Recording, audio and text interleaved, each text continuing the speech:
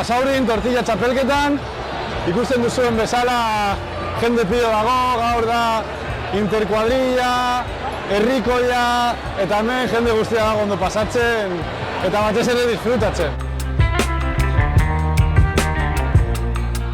Tortilla patata bat aurkeztu behar dugu. Orduan, bakarrik tipulagaz aurkeztuko dugu. Eta gure sekretua, patatak oso txikiak zatitu behar dira. Kariño asko ipini behar da.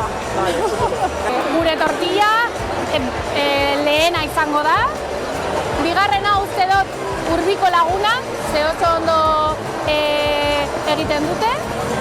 Eta hirugarrena adibidez gure auzokideak, Zigorrak taldea.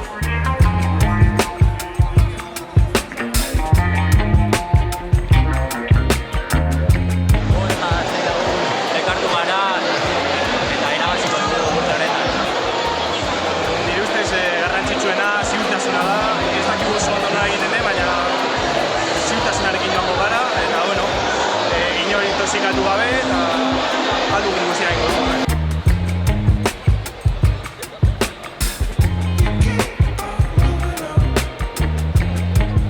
Mozkorrak kuadrilla representatzen pixkatez, eta orduan egingo ditugu bi.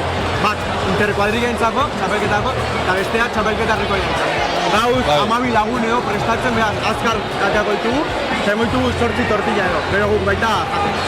Eta sekretua, azkenen da material hona eukitzea, diala patatak, arrautza, tipula, ze gehiago. Gatza eta olioa.